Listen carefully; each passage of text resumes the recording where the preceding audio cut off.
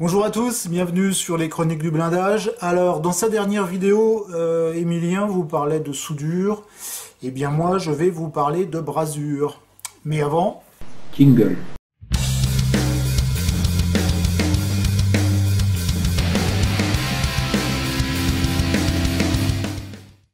Alors, la soudure, la brasure, pour nous, ce sera la même chose. Je voulais simplement quand même vous préciser que ce que l'on fait au niveau de nos maquettes, au niveau de nos pièces laiton, c'est pas de la soudure, c'est bien de la brasure.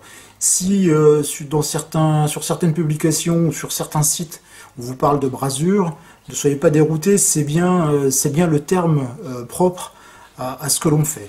La soudure, c'est l'action de faire fondre deux pièces métalliques entre elles, de façon à ne former qu'une seule pièce, c'est-à-dire à bien les solidariser entre elles, à solidariser leurs atomes, de façon à avoir à leur jonction un maximum de solidité.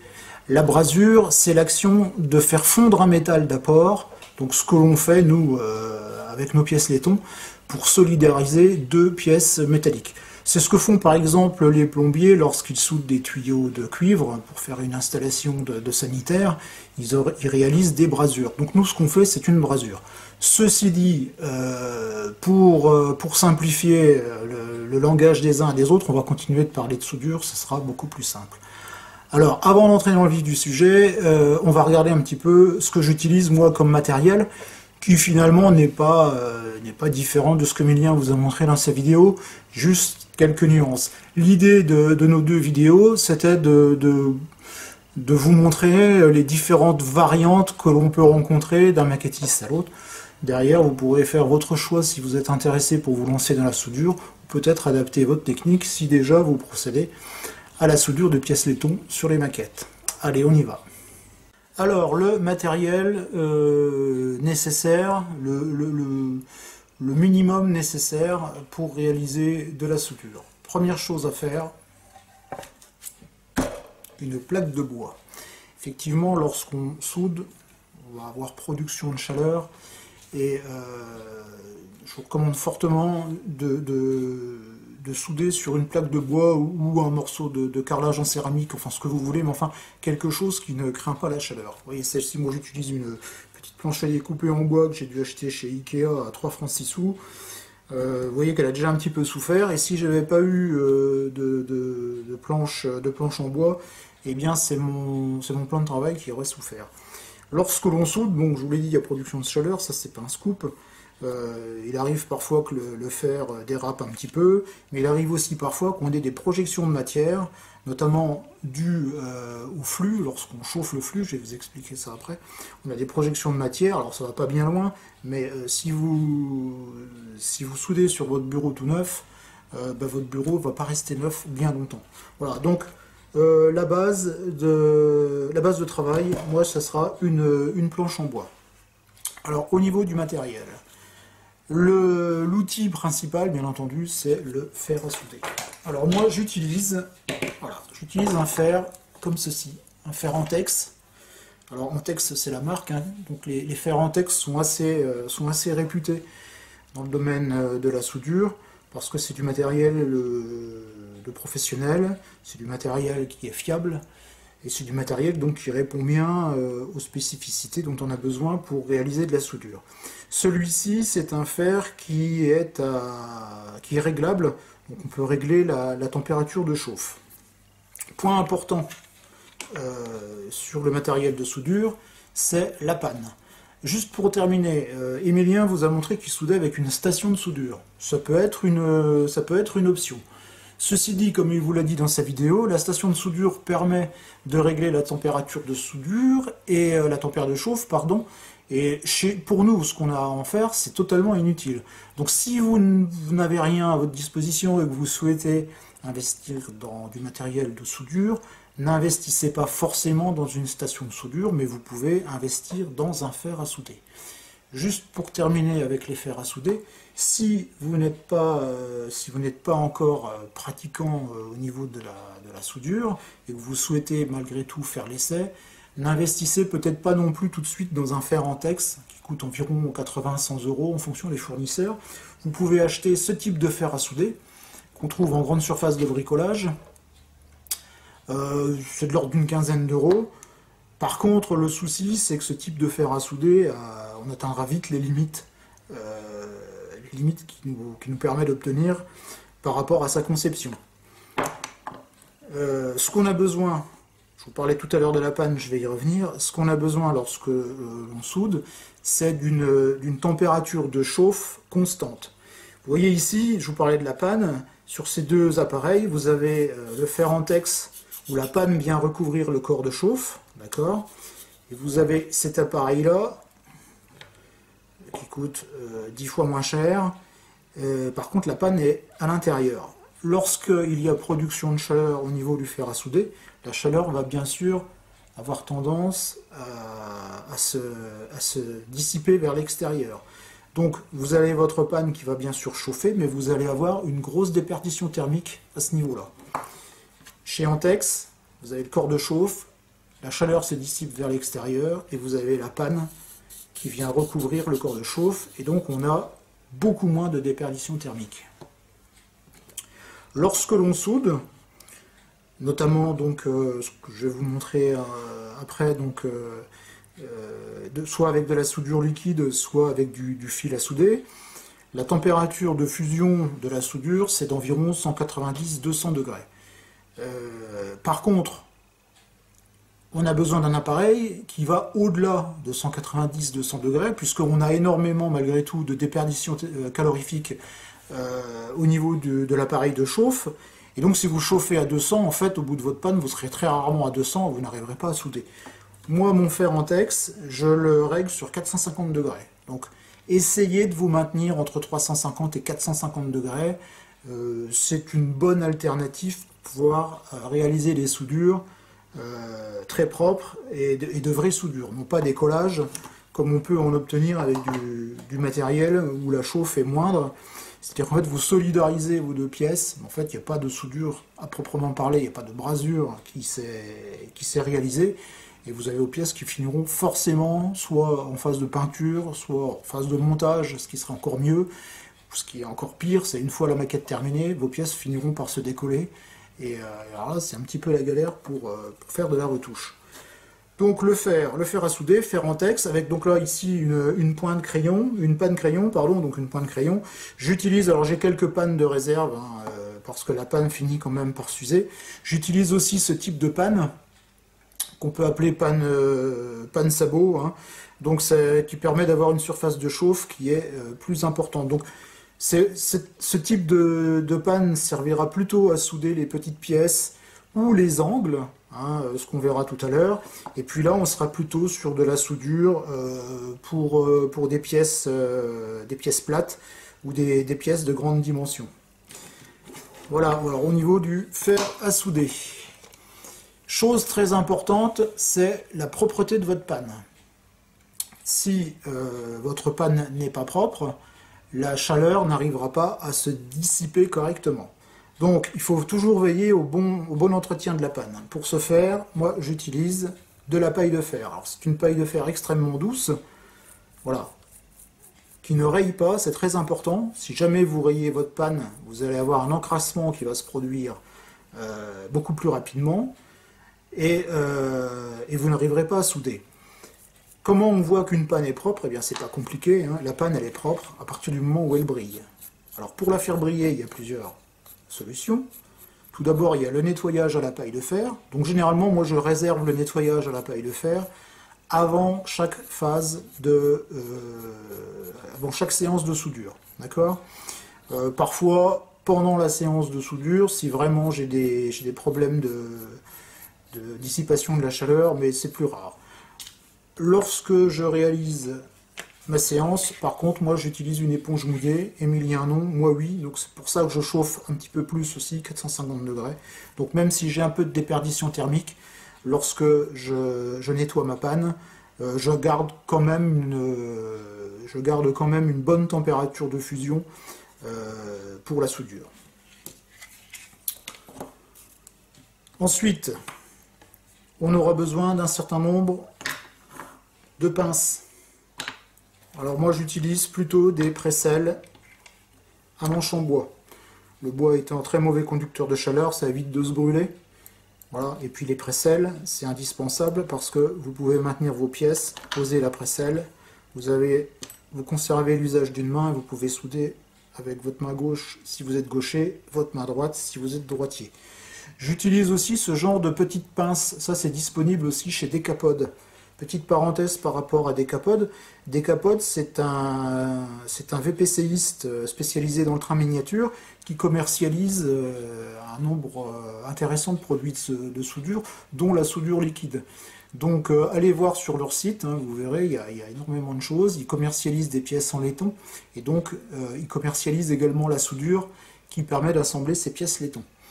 La soudure liquide est disponible chez d'autres fabricants. Mais le plus connu aujourd'hui c'est Decapod, donc allez voir chez Decapod. Les autres fabricants, il doit y avoir AMF 87 de mémoire, qui est aussi un site spécialisé dans les kits ferroviaires, et puis peut-être la maison Railway à Lisieux, pardon. Je ne sais pas s'ils commercialisent encore, mais il me semble qu'à une époque on pouvait se fournir chez lui. Ceci dit, vous pouvez aller chez Decapod, c'est du sérieux. Emilien a commandé ses produits chez eux. Moi, j'ai commandé plusieurs fois chez eux, jamais eu de problème. Pub gratuite, je n'ai pas d'action dans cette maison.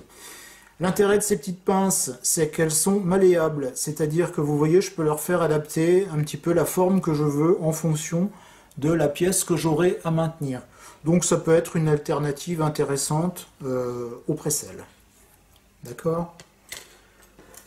Avant d'en arriver à la soudure, munissez-vous aussi de baguettes en bois, donc ici des pics à brochette ou tout ce qu'on veut. D'accord. Ça servira d'une part à aller chercher de la soudure dans le pot de soudure, parce que, attention, la soudure est extrêmement abrasive, donc on n'utilise pas de produits, on n'utilise pas de pièces métalliques, hein. Il y a des acides, notamment dans les flux.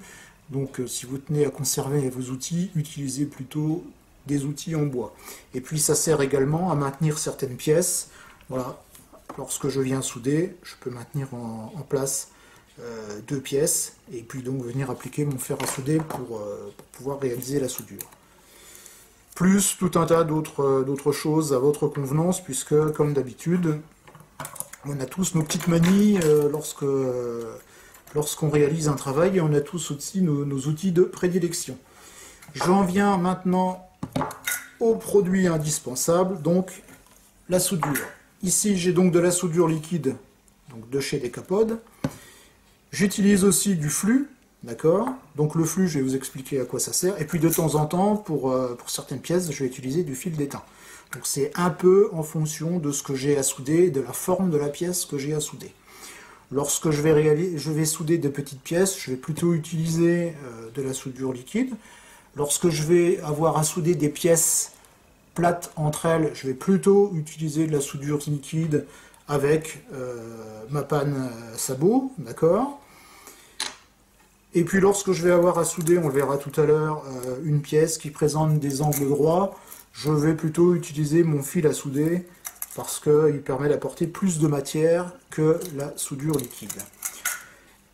Emilien vous a montré comment se présentait la soudure liquide. Alors moi je vais vous montrer la mienne, qui se présente un petit peu différemment, bien que c'est le même produit. Voilà, vous voyez. Moi en fait, dans mon pot de soudure liquide, j'ai mis un pot de flux.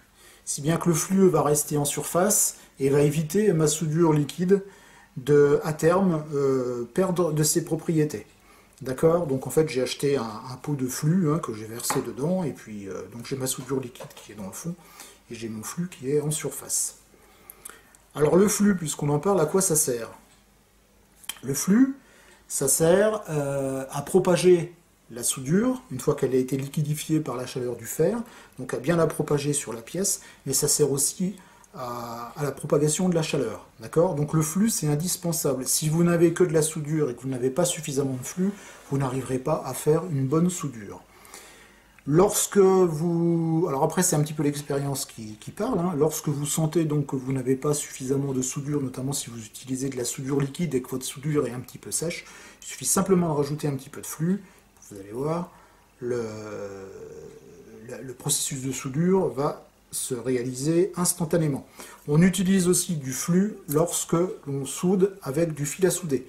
Les gens qui soudent en informatique n'ont pas besoin de flux, d'accord, puisque il suffit de faire fondre la soudure au niveau de la pièce à raccorder, à souder, pardon, et puis c'est terminé. Nous, on a besoin que la soudure, généralement, se propage le long d'une pièce, donc on va utiliser du flux. Ok?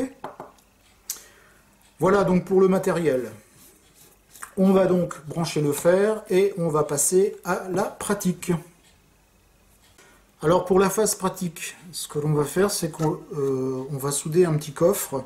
On va rester sur l'idée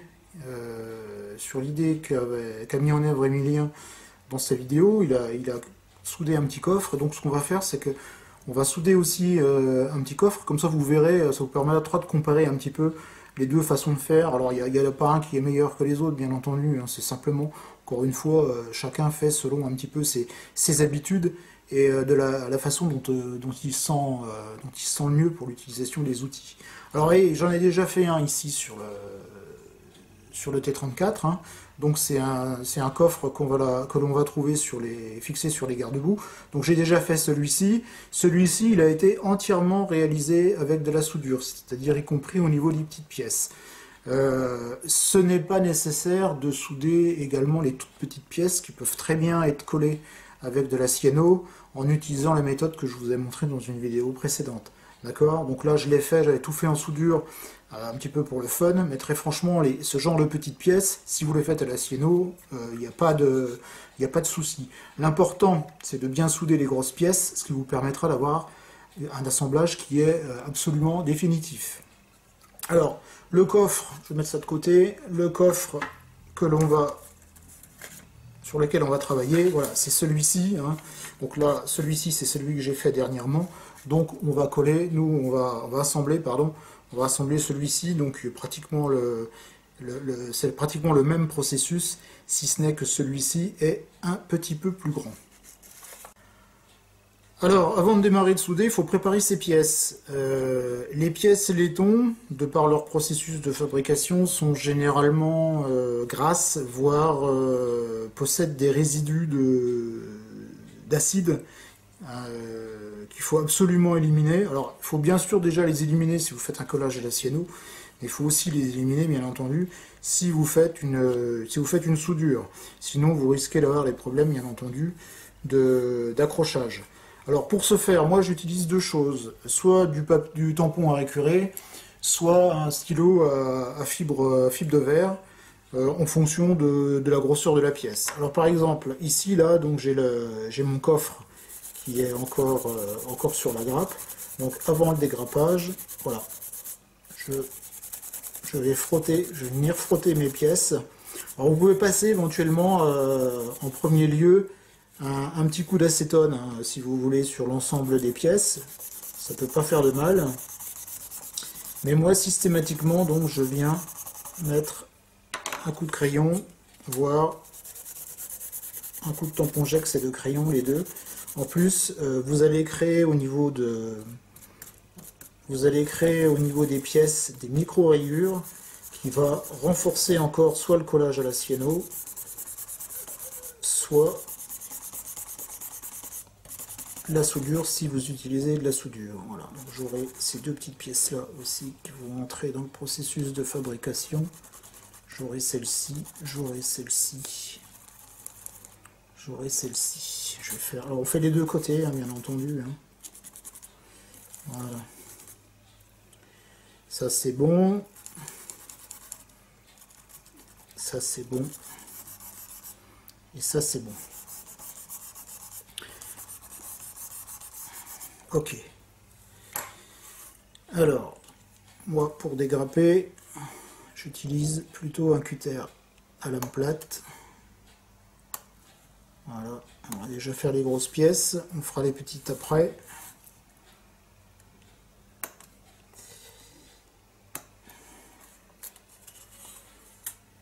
Ensuite, j'utilise une Bruxelles que j'ai retravaillé un petit peu à la meuleuse, voilà, de façon à avoir des bords plats. Alors je regarde ce que j'ai à poncer. Voilà, ici, en passant le doigt, parce que souvent les les ergots sont tellement fins qu'on ne les voit pas et on ne les voit qu'une fois le collage. Alors moi, une fois le collage fait. Alors moi voilà, ce que je fais pour poncer mes pièces en laiton, j'utilise du papier de verre 380. C'est un peu ma bonne à tout faire, le 380. C'est assez fin, voilà, c'est bon. Ici, c'est plutôt pas mal.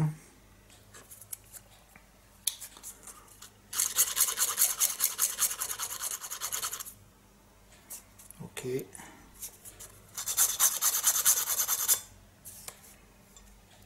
Ok.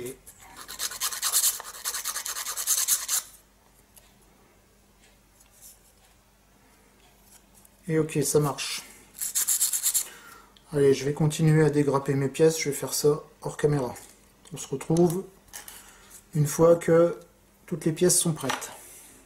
Très bien, donc voilà, j'ai préparé l'ensemble de mes pièces. J'ai commencé à former les plus petites. Alors ce que je fais, moi voilà, je dépose toujours mes pièces dans un bouchon de bouteille de lait. Hein. Après, vous prenez ce que vous voulez, ça évite d'en avoir partout. Et ça, c'est le genre de pièces qu'on a vite fait de perdre.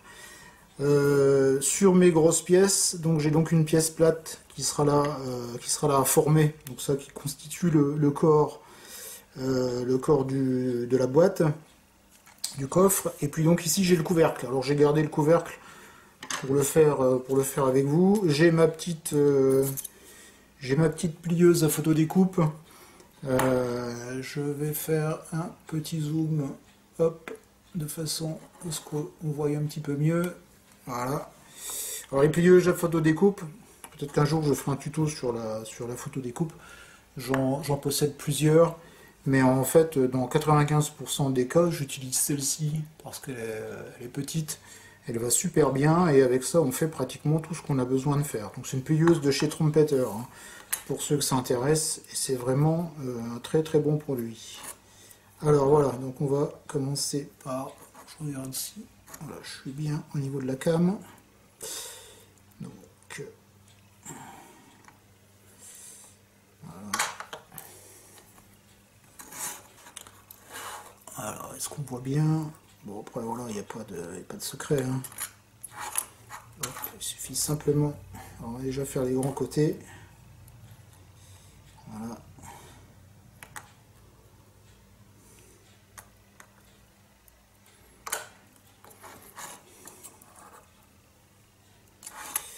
Voilà. Donc ensuite, on va se mettre ici. Donc ce que je fais, c'est que je positionne ma pièce. Il y a un système de ressort. Hein. Voilà, j'appuie. Une fois que c'est fait, je verrouille, je passe ma lame et je plie. Voilà. Et donc je vais faire le dernier côté. Voilà.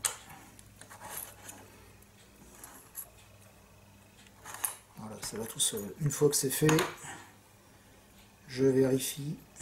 Donc je suis plutôt pas mal. Voilà.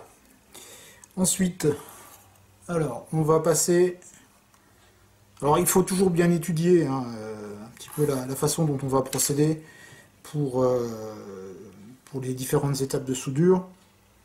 Parce qu'il y a certaines pièces qu'il vaut mieux souder lorsque les pièces sont encore à plat, et il y en a d'autres qu'il vaut mieux souder lorsque les pièces sont déjà formées. Alors je vais dézoomer un petit peu, et puis donc on va passer dans le vif du sujet. Alors j'ai mis mon fer à chauffer, donc il est bien à 450 degrés, je ne sais pas si vous voyez ici. J'ai mon éponge mouillée, alors on va souder déjà, je vais ouvrir mon flux, voilà.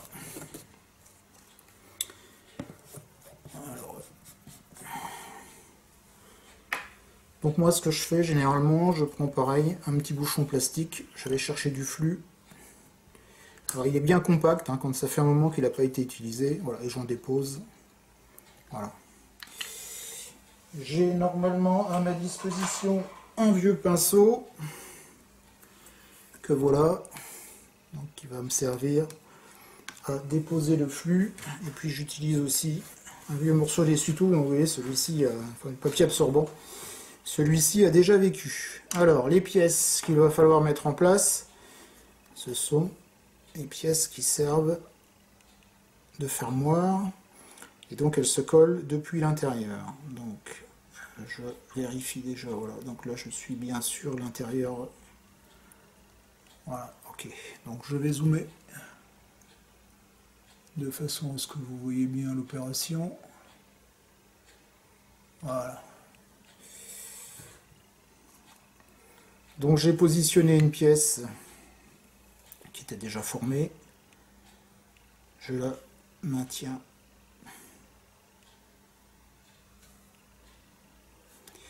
Je la mets en place. Je vais mettre un peu de soudure. Voilà. Alors, pardon. Je vais mettre, voilà, comme ça. Donc là, j'ai mis ma pièce en place. Je la maintiens avec une bruxelle.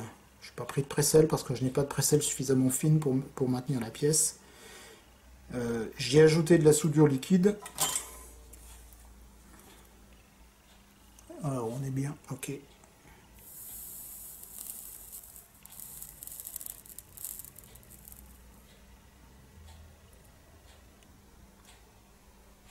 Et voilà, c'est terminé.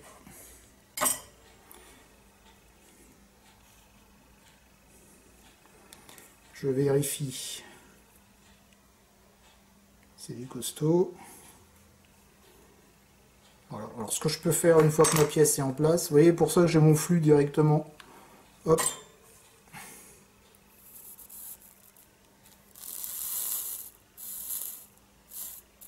Voilà, je viens pour faire le soudage. Donc là j'y vais carrément parce que de toute façon je suis à l'intérieur. Alors vous avez entendu. Voilà, je ressuie ma panne. Vous avez entendu le pchit, donc une bonne soudure. Pour savoir si vous avez bien réussi votre soudure, il y a deux conditions. Le pchit et la partie brillante. Si votre soudure est noire, c'est mort, c'est pas soudé, c'est collé. Si vous êtes en présence d'une soudure qui est bien brillante, il n'y a aucun souci. Votre soudure est bien réalisée. Donc là, j'ai soudé de l'intérieur, hein, puisqu'en fait, là, je suis à l'extérieur. Vous voyez, c'est une pièce qu'il faut enfiler de l'intérieur, qu'il a fallu que je recourbe avant. Donc de l'extérieur, c'est nickel. Allez, on y va pour la deuxième. Donc même façon de procéder. Voilà, attendez, voilà, avec la caméra, c'est pas forcément évident. Voilà. Alors, je mets ma pièce. Est-ce que... Voilà. Je mets ma pièce en place. Donc là, je l'ai mis à côté. Super. Alors, je vais mettre mes lunettes. Voilà. J'y verrai plus clair. Je positionne ma pièce. Voilà. Alors, je vais essayer de faire en sorte.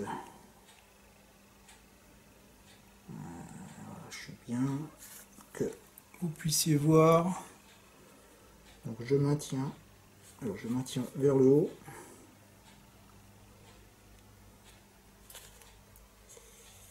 Donc, ça a un petit peu bougé, bien entendu.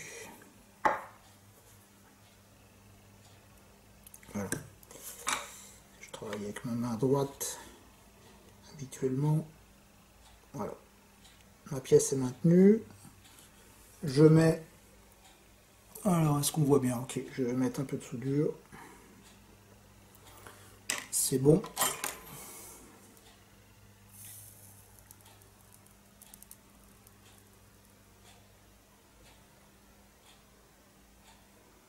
Et je chauffe.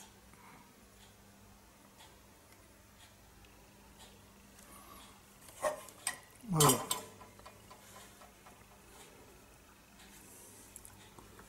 Je vais mettre un petit peu de flux.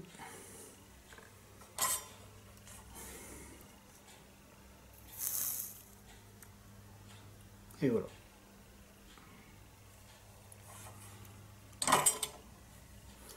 Alors attention de ne pas se brûler. Alors le papier essuie-tout, vous voyez, il sert à essuyer le surplus de flux. Voilà. Et donc j'ai bien mes pièces. Alors ici je ne poncerai pas la soudure, hein, ça sert à rien puisque je suis à l'intérieur, donc voilà. Donc voilà, donc là on a soudé les deux petites pièces qu'il était nécessaire de souder avant la mise en forme de la boîte. Allez, maintenant on va mettre en forme. Donc là j'utilise pas, je vais peut-être dézoomer un petit peu, ça sera peut-être plus facile. J'utilise pas forcément, notamment pour ces pièces là, j'utilise pas forcément ma plieuse. Donc moi ce que je fais, c'est que vous voyez, je prépare déjà, je vais pas en définitif. Là je vais mettre un petit coup de plieuse. Voilà.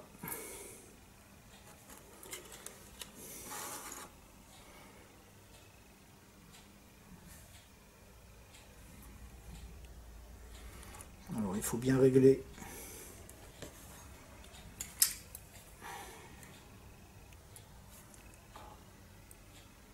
Il faut bien régler. Voilà. Avec la caméra, je vous assure, c'est pas évident. Hop.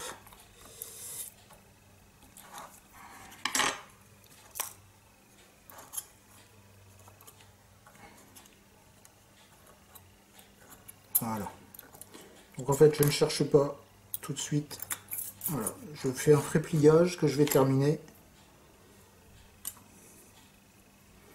avec ma pince.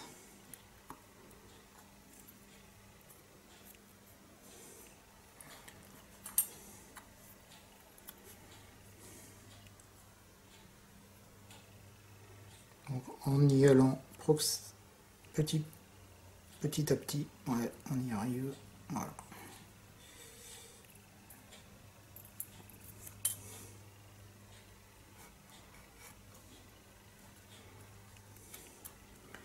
Donc là, je suis normalement à peu près à 90. Ok. Donc là, je peux terminer le pliage de ma pièce.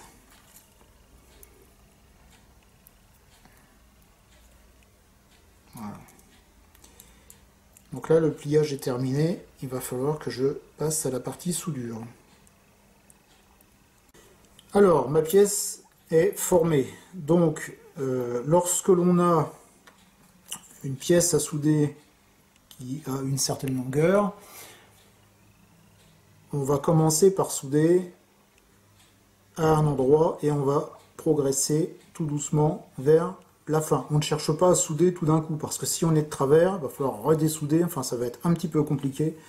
Donc ici ce que je vais faire, voilà, je vais bien mettre en place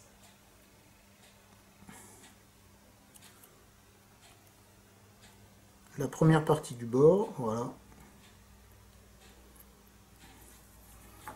Donc là c'est pas mal. Alors je regarde si, ok, au niveau de la caméra c'est pas mal, donc là, ok.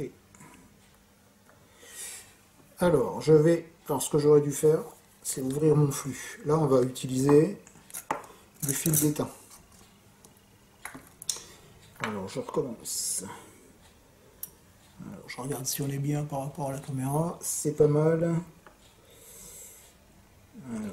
voilà. Donc c'est important de bien partir. Si vous partez de travers, vous allez arriver de travers, ça va de soi. Alors, voilà.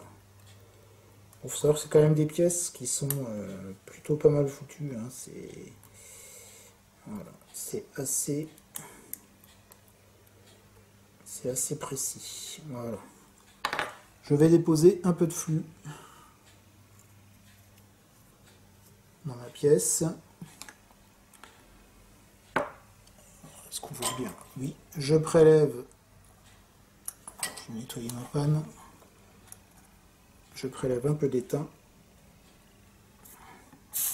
Et voilà.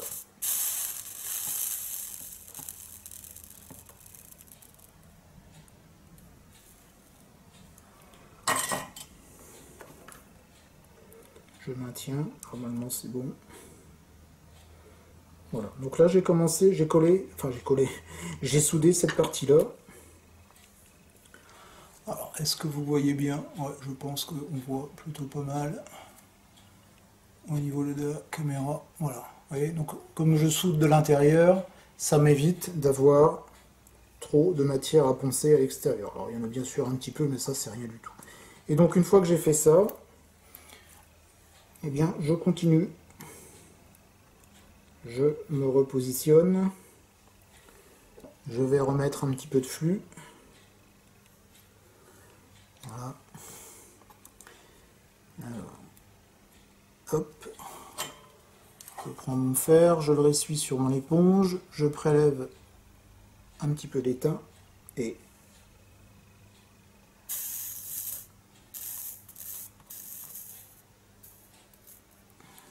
ok. Je vais remettre un petit peu de flux. Je n'ai pas mis assez. Je recommence.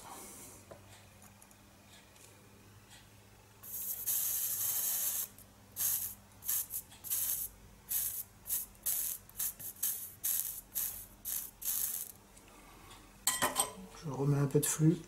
Bon, j'en mets pas beaucoup à chaque fois, hein. Je préfère intervenir en plusieurs phases que de faire un pâté. Vous voyez que là je tiens avec mes doigts, hein, c'est pas toujours évident de mettre une pince.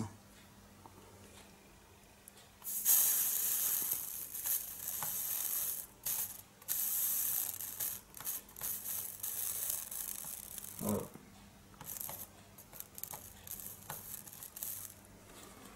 Alors, je vais passer un coup.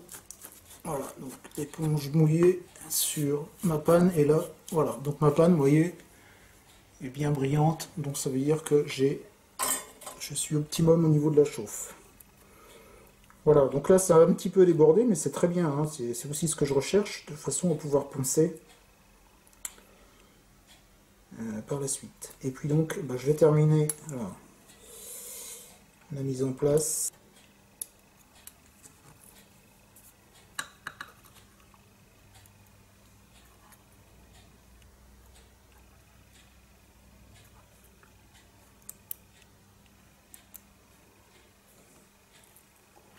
Voilà, donc là j'ai positionné ma pièce que je maintiens avec une pince. Donc, je vais continuer ma soudure. Je prélève un petit peu de soudure. Hop, je n'ai pas mis assez.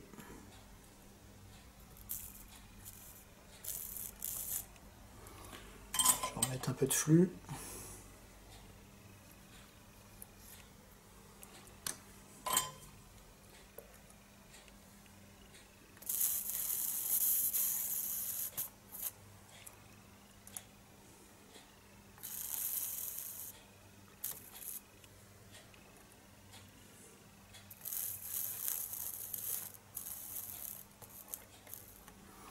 Voilà. Alors, je remets un petit peu de flux.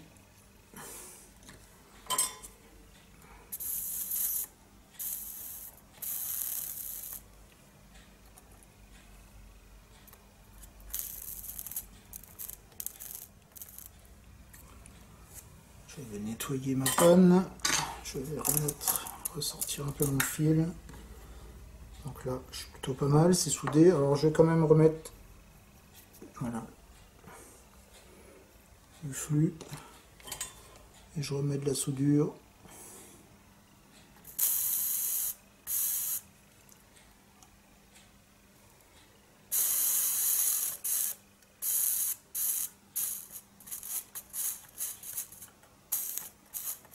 Voilà, j'étale.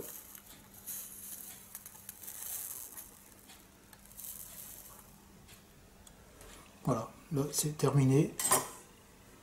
Vous voyez, ça colle même un petit peu, parce que j'ai dû, voilà, qui est. Donc il me reste juste à souder cette petite partie-là. Alors pour la maintenir en place, j'ai positionné une épingle, d'où l'intérêt aussi d'avoir une base en bois, qui va me permettre, hop, de maintenir ma pièce. C'est-à-dire que, voilà, il suffit simplement de la maintenir en position comme ceci. Derrière, je mets une baguette en bois. Voilà, donc là c'est nickel. Je vais... Alors c'est nickel, mais ça bouge quand même. Alors voilà, je vais me remettre voilà, comme ça. Ok. Est-ce qu'on voit bien? Oui. Je mets du flux. Je prélève.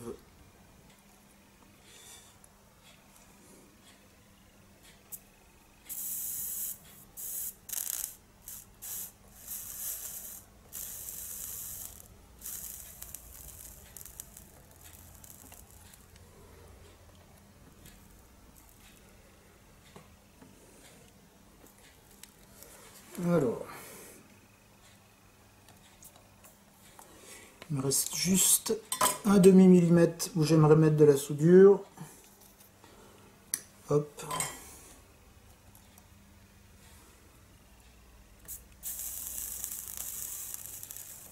Voilà, nickel. Alors, je sais qu'à la cam on voit pas grand chose, mais je vous montrerai ça après. Donc je vais faire le montant. Je remets du flux. Je prélève. Vous voyez, ça bouge pas mal, mais c'est nickel, voilà, impeccable. Alors, je nettoie ma panne avec mon éponge. Je remets un petit coup de paille de fer. Voilà, donc là j'ai ma pièce qui est nickel. Il y a juste un léger nettoyage à faire. Alors j'essaie de vous montrer, vous voyez à l'intérieur, on est bien sur du brillant. Hein. Brillant égale soudure. Extrêmement bien faite. D'accord? Alors je vais enlever ça. Je vais reboucher mes flacons. C'est important parce que le jour où vous en aurez fait tomber un sur votre plan de travail, j'aime bien de nettoyer un petit peu, de regrouper un peu mes outils. Hop. Alors la soudure liquide, on va l'utiliser après. Alors avant de passer au ponçage, je vais essayer le couvercle et donc ça va impeccable. D'accord? Alors pour poncer, bah, c'est ultra simple. Je reprends mon 380 que je plie en deux et j'y vais.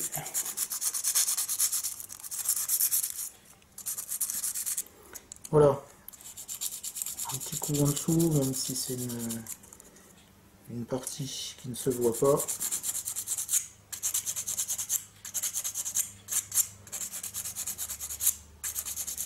J'ai pour habitude de toujours soigner l'ensemble de ce que je fais, y compris les parties qui ne se voient pas à terme.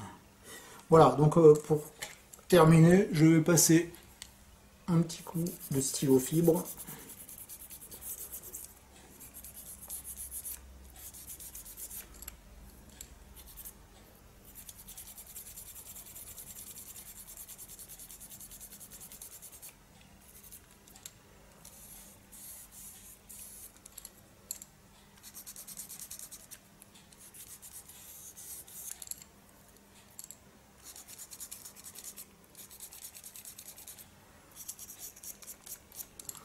Et voilà, c'est terminé.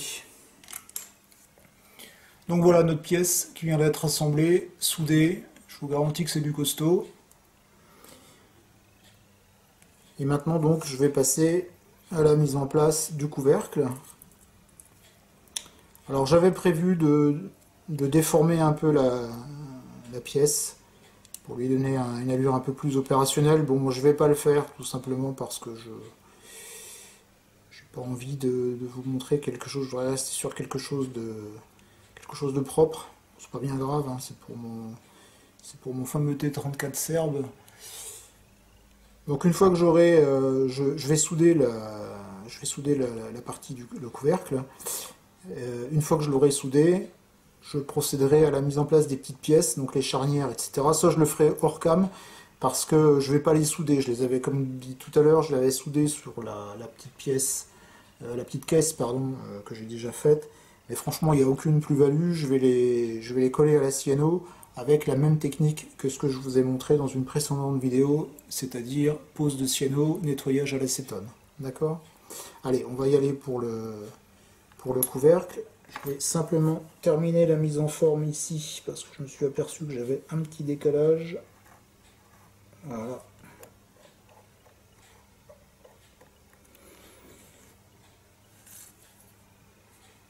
Donc là, ça me paraît pas mal. C'est très bien, impeccable. Alors, je suis pas dans le bon sens, je vais le remettre quand même dans le bon sens pour vérifier. On est bien. Voilà, impeccable. Nickel. Alors, le couvercle, on va l'étamer par contre. Donc je reprends mon fer. Je nettoie ma panne. Je suis à 440 degrés. J'ai dû toucher à quelque chose. Voilà, c'est bon.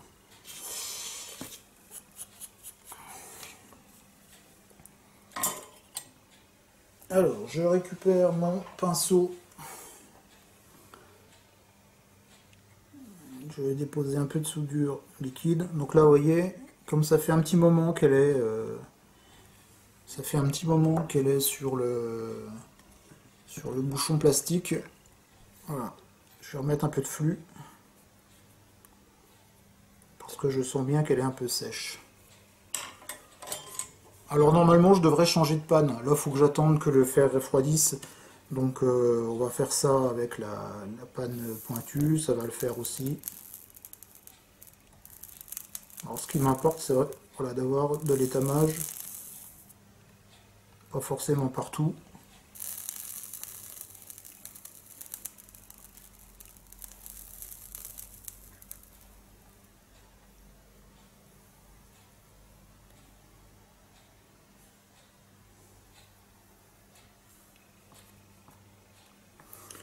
Voilà, j'ai même réussi à souder. Ma pièce. Hop. Voilà. Alors ce que je vais faire maintenant, c'est que je vais passer un petit coup. Bon, mon étamage n'est pas terrible. Hein. Normalement, j'ai quand même le droit d'attendre quelque chose de mieux. De mieux que ce que je viens de faire.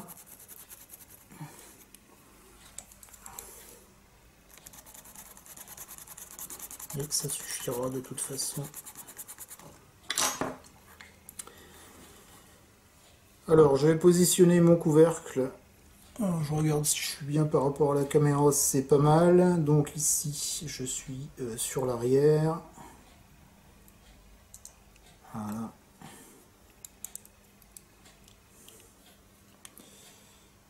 Ok. Voilà. Alors, je nettoie ma panne avec mon éponge, qui commence à sécher d'ailleurs. Voilà. Je mets un petit peu de soudure. Donc on va juste souder l'arrière, hein, ça sert à rien d'aller souder, je vais mettre un peu de flux. Ça sert à rien d'aller souder tout le tour, hein, à partir du moment où c'est bon au niveau de l'arrière, ça bougera plus. Alors, je maintiens avec une baguette de bois.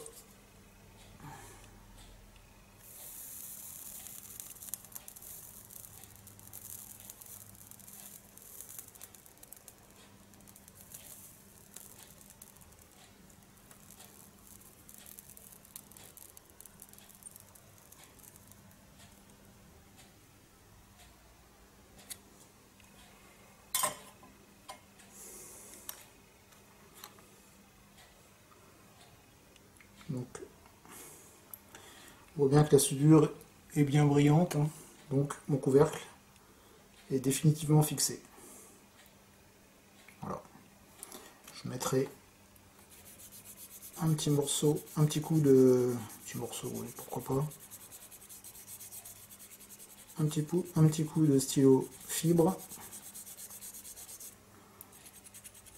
Donc je vais nettoyer l'ensemble de ma pièce au stylo fibre.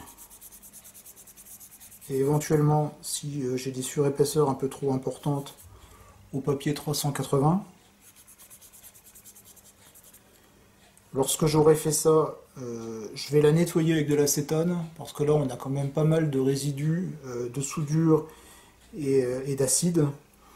Et lorsque elle sera bien propre, je procéderai au collage des petites pièces avec de la colle cyanoacrylate, hein, puisqu'il n'y a absolument aucune plus-value de venir souder. Là j'ai soudé les plus grosses pièces. Donc par contre les petites pièces seront assemblées à la colle, ça sera amplement suffisant. Donc voilà, je vous montre un petit peu ce que ça donne avant le nettoyage. Donc vous voyez, on a quand même quelque chose de propre. Si on prend son temps et avec un petit peu d'expérience, eh on arrive à faire quelque chose de tout à fait correct. Voilà, donc je prépare tout ça hors caméra, donc le nettoyage, le collage des petites pièces, j'assemble sur la maquette, et puis on regarde ça ensemble une fois que c'est fait. Voilà, donc hors caméra, j'ai terminé le montage du coffre. Donc comme je vous l'avais dit, j'ai collé les petites pièces avec de la cyano black, hein, donc la technique que je vous ai montré la dernière fois, avec de l'acétone. Donc voilà ce que ça donne, hein. Donc le coffre est mis en place. Donc vous voyez, c'est nickel, hein. Je fais un gros plan pour que vous puissiez juger du résultat. Voilà. Donc à l'inverse de la dernière fois, voilà, donc celui-ci, j'avais entièrement soudé. Comme je vous l'ai dit, il n'y a pas de plus-value, hein, à souder les petites pièces. Bon, vous voyez, je ne sais pas si vous jugez d'une différence par rapport à ici où elles sont collées, mais franchement, ça vaut pas forcément le coup de souder, alors que le collage est tout aussi efficace. Voilà, j'en ai terminé avec cette présentation sur ma façon de souder, ou plutôt de braser les pièces laiton. Donc j'espère avoir été suffisamment complémentaire par rapport à ce que vous a présenté Emilien. Encore une fois, on n'a rien inventé, hein, les techniques sont approchantes, hein. Après c'est juste peut-être sur le détail que la différence se fait. Je voulais aussi vous proposer, pour les gens qui sont intéressés par la soudure, de consulter le livre écrit par Adam Wilder qui est paru chez AK Learning Series, qui est donc consacré à la photodécoupe, hein. Donc AK possède une bonne petite gamme dans les learning. Ce sont des ouvrages qui sont plutôt bien foutus et pas très chers. Donc ça recoupe un petit peu ce que Adam Wilder avait fait il y a quelques années.